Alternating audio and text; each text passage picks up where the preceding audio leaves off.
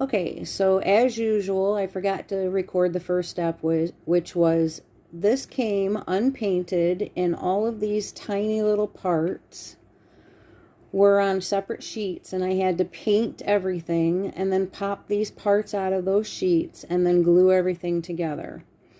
I really wasn't sure what I was getting into, but I found this to be an actual enjoyable activity.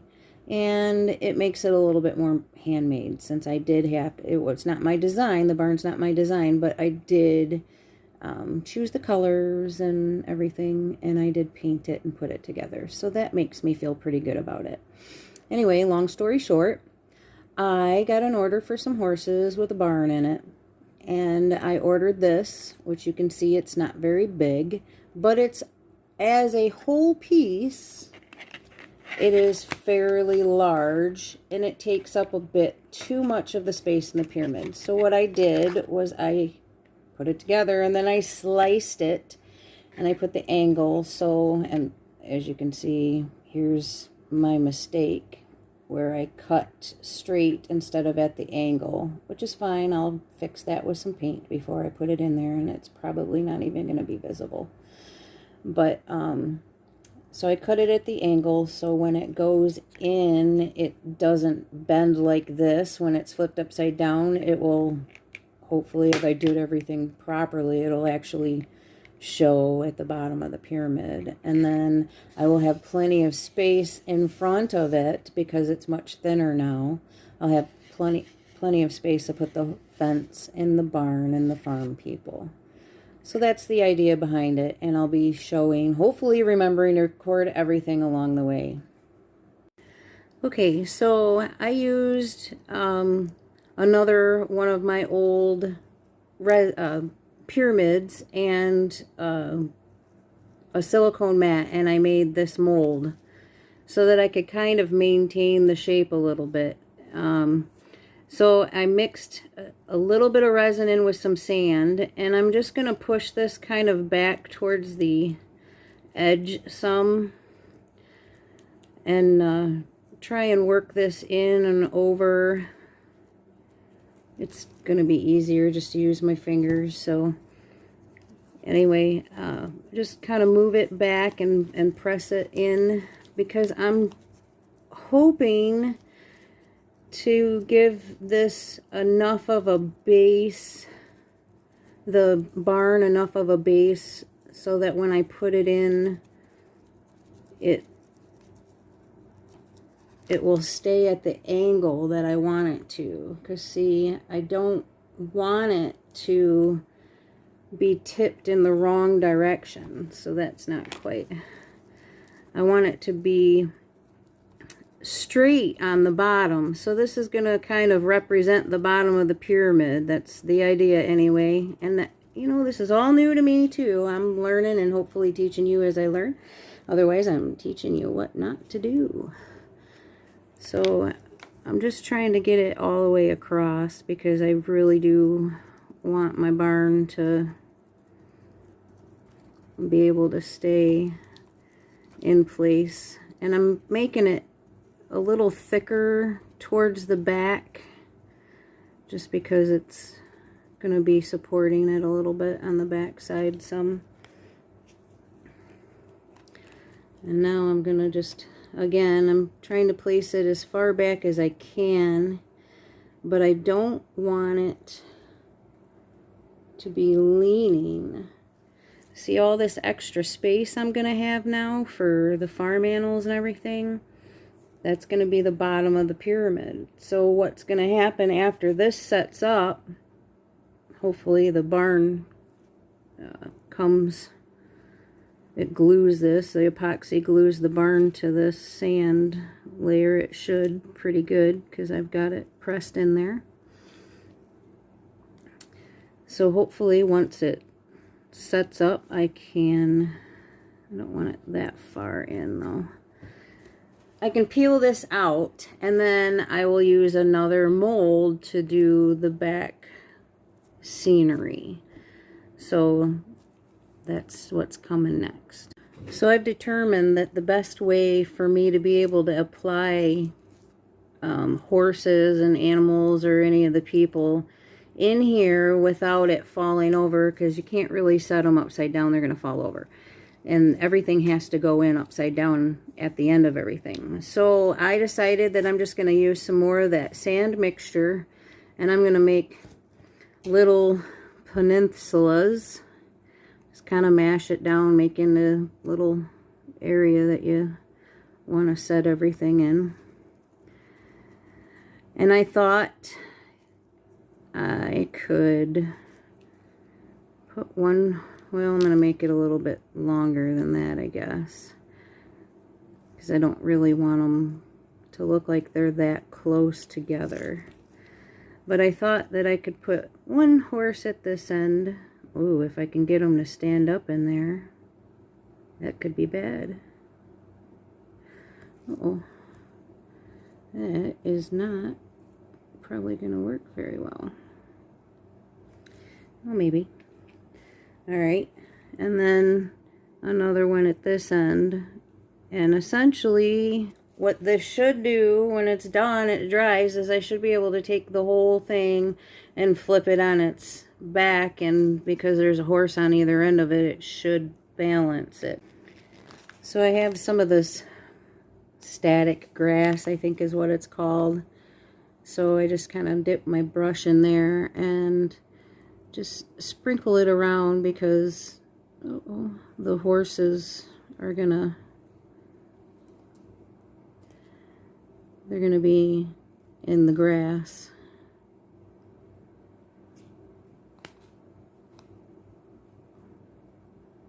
I guess I should have done this before I put the horses in there.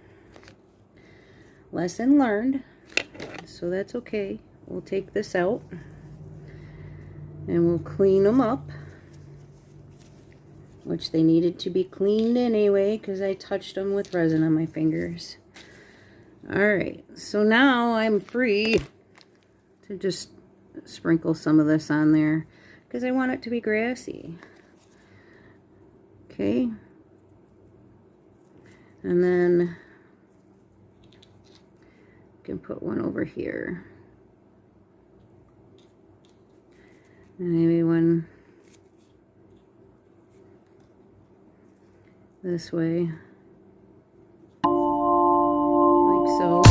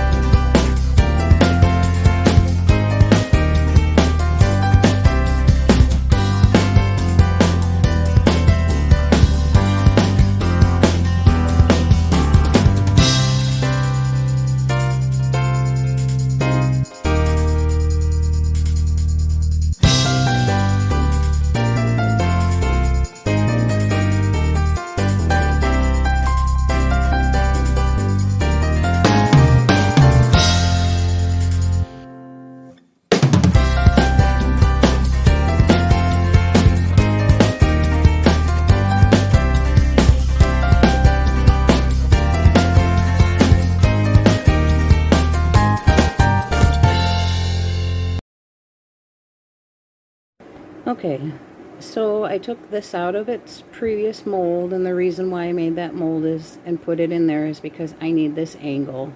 If I didn't have this angle on here, this would go flush against the back of the pyramid, and because the pyramid is at an angle, the final result, it would tip it forward. At least that's how I'm seeing it in my mind. So I put this on here so that when I put it in this mold, because this is going to be my background piece, I can make sure that when it is final, when it's finally done and it's at the proper angle, that it doesn't tip too far forward, because if it were further back than that, it would tip more forward. So this way, it'll at least, you can see the front of the barn in the scene. So I have my resin mixed, and I want clear in the bottom because I'm going to be painting.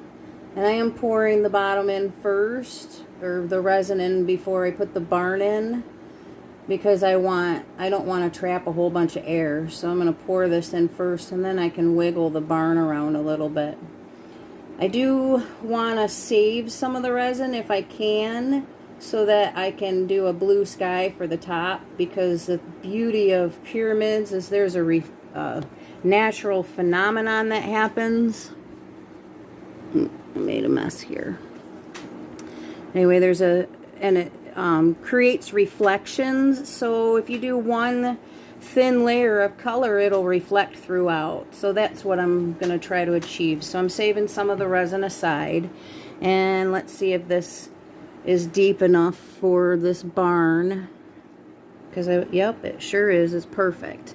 And as I said before, I'm going to offset it to the right, and I'm going to make enough room to where it's off the bottom of the pyramid some.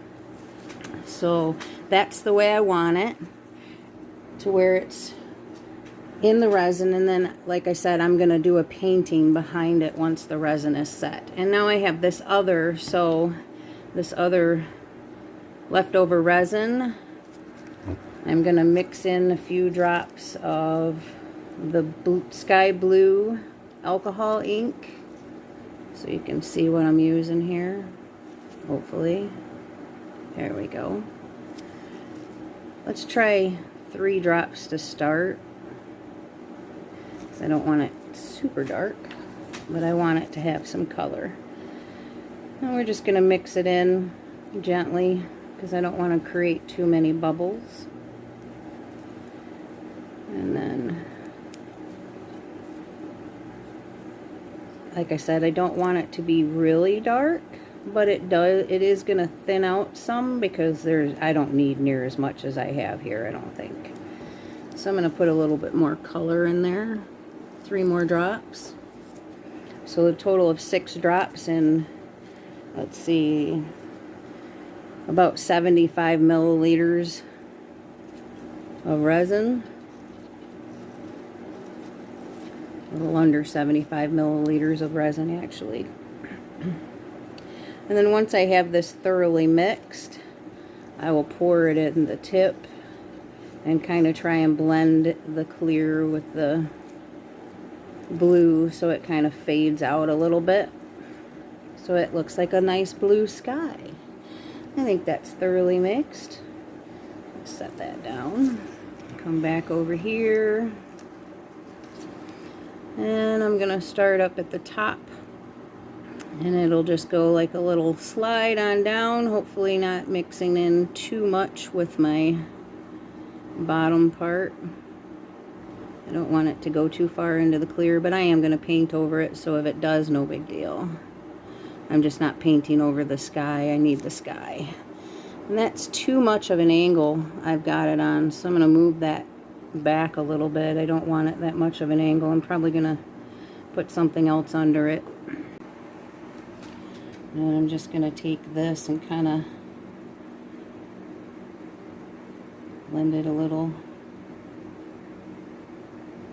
Stir it up just a little bit so That horizon line is a little bit smoother than what it was.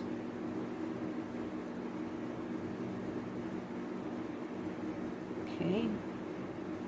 See how it's kind of mixing gently and then kind of going from there. So, all right, now I'm going to just hit everything with the heat gun a little. I'm not going to go hot too high with it, just because I don't want splattering. I don't want to move that color around too much. I just want to get bubbles out. All right, that's the next phase. And because it is flexible, it's silicone, when I propped it up a little bit to keep it from overflowing at the tip, I wound up having a little bit of bowing on the sides, so I'm just supporting the sides with these.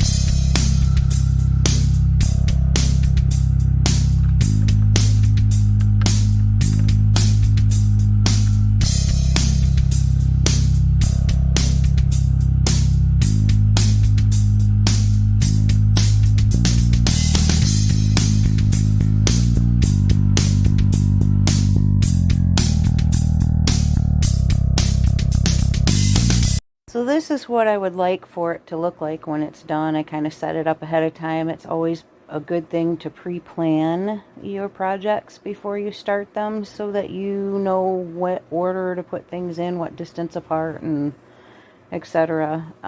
So I poured a little resin into the tip and got the bubbles out of the tip with the toothpick. Now I'm hitting it with just a little bit of heat so that it gets any residual bubbles. Now this is the background piece that I made previously in my other videos. I showed you how to do that. I did put a slight bend in it because I wanted to be able to pour resin behind it. So I'm holding it in place with some tape because there's a hand painted painting on the background on that, and I want the resin to protect that. So this is just the first step of pouring it. You want to make sure that you get the tip all the way down in. And now I let it set up till it was almost firm but still kind of soft, so it slowly sucked the sphere in for the sun. It's a citrine sphere. And right here I'm using my Bondic glue, which is a UV glue, so that I can attach the trees, because as I'm pouring this, I want to be able to get some resin in and around those trees to hopefully prevent excess bubbles from coming off of them when it comes time to submerge them into the resin. So that's what I'm doing here. The Bondic glue is pretty quick. It's almost instant. And I'm just testing to make sure it's going to stay into place. And I always add a little bit more glue in and around it, just so that it holds it in place. This Bondic glue sometimes fails. It pops off pretty easily. But it does the trick for what I need it to, which is basically just to hold things in place until the resin gets a chance to set up. Now, this one is it's a red flowering tree that I'm adding in. And you'll see later in the video that I actually moved it, because this is where the Bondic had failed, and it's actually a good thing, because I wasn't thinking about it. It being upside down made it kind of reverse, and I put the tree on the wrong side. So it was a happy accident. So now here's where I'm pouring resin behind it, trying to get it poured in there as slowly as I can so it has a chance to get in there without creating a whole bunch of bubbles or air pockets. And then just hitting it with some heat. And you'll see, coming in with a toothpick, I always try to get in and around the corners and the edges, because bubbles like to hang out there. And it helps to bring them to the surface by moving the resin around. And now I'm kind of poking it a little bit behind it. And see how I'm pulling that away from the back edge a little bit? That's just releasing air. It's making it to where the resin can fall completely behind it. And it will seep out the side some, which is just fine, because I will pour more resin later. So this is the next level that I'm pouring in here. And as you can see, I still haven't moved my red tree. But here I am again. See, I lost some of the resin. It had seeped down the side, so I'm trying to fill it in a little bit more. And then I'll just continue to do this pretty much throughout the pouring process. And there was a little piece of debris from one of the trees that had fallen into the resin, so I pulled that out and going around the edge again, trying to get any of the bubbles. And here is where I tried to get the resin in. I'm going to continue to do this throughout, because it's going to seep out of the trees, but it's going to coat it. So hopefully when these trees are submerged, the bubbles there will be no reason for bubbles. There will be nothing to release bubbles or get trapped in there. That's the idea behind this. But it's also where that tree right there, the Bondic glue failed, because it actually, once I don't show it on the film, but once I'm done filming, it fell off. And like I said, it was a happy accident. You'll see I move it in the next video. It's moved over to the correct side. So it worked out well. See? There it is. But it was already coated, so it was kind of tacky, and that helped me to stick it back on without it failing again. And again, here I'm just putting in more of the resin in and around the trees. Eventually, hopefully, it'll fill up any gaps in there. So, like I said, once it's submerged, there won't be any bubbles. It won't create any bubbles. because I've noticed that in the past, that the trees and the bushes and everything, they create a lot of bubbles if you don't pre-treat them. Part 5 and the final part to my Barn and Horses pyramid lamp. I wanted to touch base on letting everybody, or reminding everybody, to make sure your pyramid is level so that it doesn't set things wonky on you and mess up your whole scheme. So again, make sure it's level. Here I had attached trees to all 4 corners of the piece I made with the fence and the garden, so it would help me be able to gauge when I can set it in there, and then I can use it just to rest on there. I did use a little piece of tape here just to kind of help bring that one piece up a little bit. It was kind of leaning forward a little, or backwards a little. And then before I pour it, I wanted to make sure that I didn't pour too far with the resin for my next pieces that are going in. So I was just gauging right here. And I poured to almost to the bottom of that tree. And that was a good gauge for me. It worked out pretty good. And here I'm just pre-treating all of my trees. I had pre-treated the barn previously. And ironically, I forgot to pre-treat the plants from my garden, so you'll see that I wound up getting bubbles. So I just continue to pre-treat the cardboard and the trees. I remembered everything, but still got bubbles. And then here I poured it to almost to the bottom of that red tree in the corner. That's where I had gauged the horses, which is the next level. I did wind up here, I started gluing. I used my UV glue because they just wouldn't stay level. And checking where to pour it up to. So the next pour is going to come up to the top of the fence. So when I put in the next piece, it will be, I'll be able to, it'll be level. The ground will be level with everything else. See? So I did the same thing with these guys. They didn't want to stay level either. They were almost there, not quite. Everybody is at different heights, I guess. But I glued them on. And here I'm pouring the layer just until where the sand is, just until the top of the sand. And I poured it slowly so that I knew when to stop, because I need the next layer to be a very thin layer. So you'll see I actually pour a little bit on, and then I use a paintbrush and I spread it around because I just wanted it thin. I needed control because I'm going to be putting a pond in there, and where the pond is also going to be where the light base shines through, which is kind of at the center of the piece. So I didn't want it to overflow or misshape anything. I wanted it to be very perfect, actually.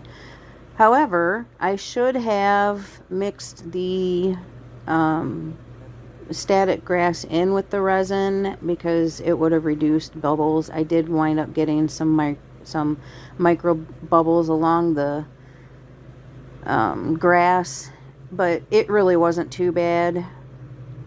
But they're just tiny little bubbles that I could do without. I'd rather not see them in my pieces, but it is resin.